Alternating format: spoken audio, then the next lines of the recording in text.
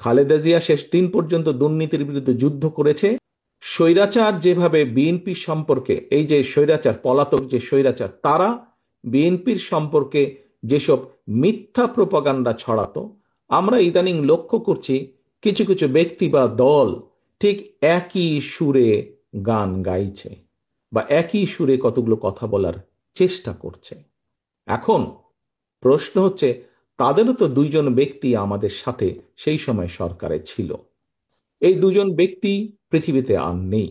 দুজনই সিনিয়র মানুষ, দুজনেই সিনিয়র রাজনীতিবিদ ছিলেন। তারা তারা গত হয়েছেন, কাজেই যে মানুষ নেই তাদের সম্পর্কে অবশ্যই খারাপ কথা বলা উচিত নয়। তাদের প্রতি পরিপূর্ণ সম্মান রেখেই বলতে চাই, সেই দুইজন ব্যক্তির বিএনপি সরকারে শেষ দিন পর্যন্ত থাকা প্রমাণ করে দেয়, এক, দুটো জিনিস প্রমাণ করে যৌক্তিকভাবে। এক, তারা অবশ্যই পূর্ণ কনফিডেন্স ছিল খালেদা জিয়ার উপরে যে খালেদা জিয়া দুর্নীতির বিরুদ্ধে যুদ্ধ করছে, সেজন্যই তারা শেষ দিন পর্যন্ত ছিল। সেজন্যই তারা শেষ দিন পর্যন্ত ছিল। এখন তাদের দলের অন্য যে যত বড় বড় কথা বলি কি না কেন, খালেদা জিয়া শেষ দিন পর্যন্ত দুর্নীতির বিরুদ্ধে যুদ্ধ করেছে এবং দুর্নীতির অবস্থার পরিবর্তন ঘটেছে, এই আত্মবিশ্বাস তাদের মধ্যে ছিল। তারা দেখেছিল সেই সরকারকে, কারণ তো সরকারের ভেতরেই ছিল।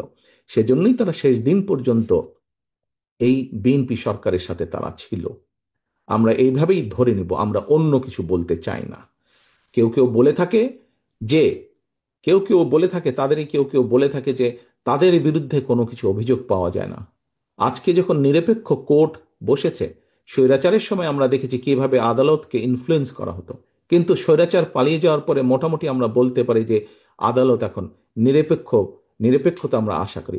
সেই নিরপেক্ষ আদালত থেকে আমরা দেখেছি কারো বিরুদ্ধেই কোনো জিনিস প্রমাণিত হয়নি, এটি ছিল প্রোপাগান্ডা। কাজে